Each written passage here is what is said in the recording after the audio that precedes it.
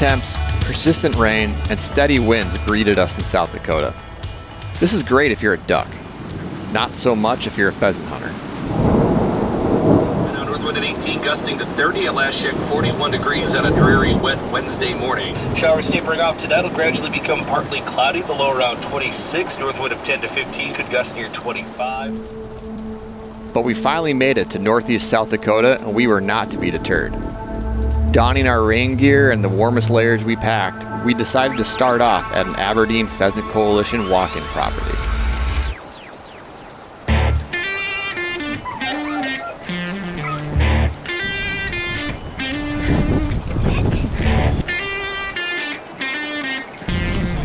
No good hunting story ever started with perfect weather. The Aberdeen Pheasant Coalition is unique in concept and collaboration. Spearheaded by the local Aberdeen Pheasants Forever chapter, this coalition consists of local businesses, the tourist industry, and conservation organizations coming together to provide funding for a sign-up incentive for farmers and landowners enrolling land into the Conservation Reserve Program, while, at the same time, enrolling these same acres into the South Dakota Game, Fish, and Parks Walk-in Public Access Hunting Program. This is on point 90. Nope, not moving. That's been set up. To say this community-based public access concept has taken off is an understatement, as it's now being replicated in Chamberlain and Mitchell, South Dakota as well.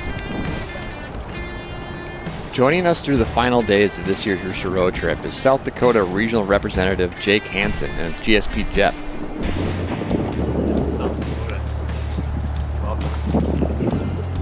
Jake is an adult onset hunter who quickly climbed the ranks, from a new hunter to local Pheasants Forever chapter president to the regional representative of one of the most habitat and bird-rich landscapes in the country. This is the wettest I've ever been with my clothes on in my entire life. After flushing 3 hens, the group pivoted further north to a prep property with cattails, grass, and cut corn surrounding it.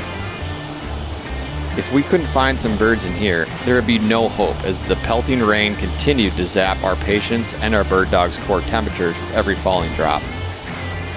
One more tight-holding hen was all we had to show for ourselves after what turned into the last walk of the day. Remember, Mother Nature always bats last.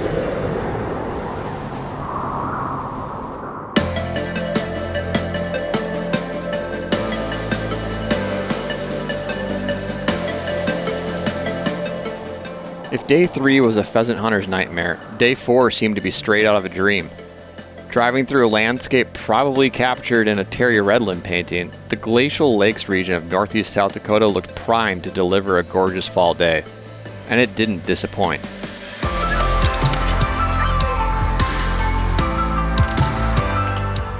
Today would be spent focusing solely on game production areas. Overall, South Dakota has nearly 5 million acres of public land available to hunters. Of this, the roughly 730 GPAs found throughout the state represent more than 280,000 acres. So why key in on these? Well, they're managed for healthy wildlife, which means oftentimes you'll encounter prime habitat and even the occasional food plot mixed in. This type of healthy upland habitat is exactly what we found during our first hunt of the day. And although we pushed a few around and shots were fired, our first South Dakota rooster of this year's road trip was still evading us.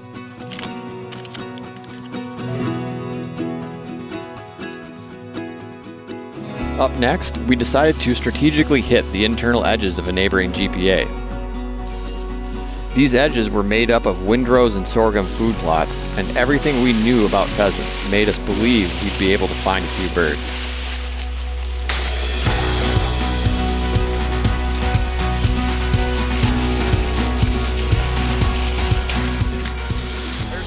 There's a dead bird here.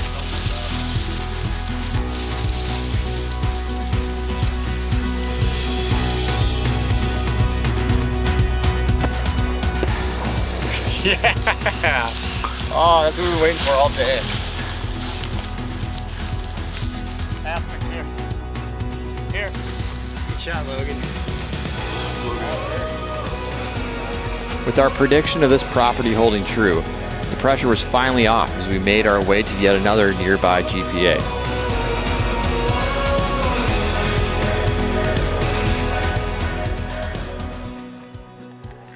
This time, we try to push through some sorghum and pinch them at the edge of a lake, and then swing up through a corn food plot surrounded by hardwoods and grass.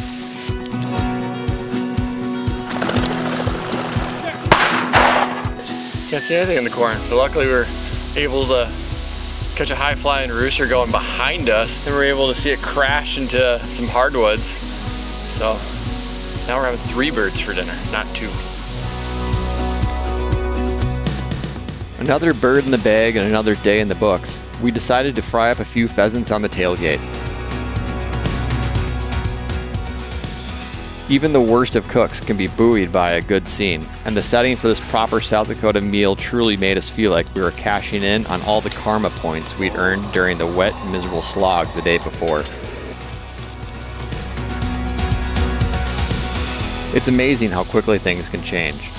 We just hoped our newfound momentum would carry through our last day of the trip tomorrow. But it is better with little Franks. He's losing himself. But only time would tell.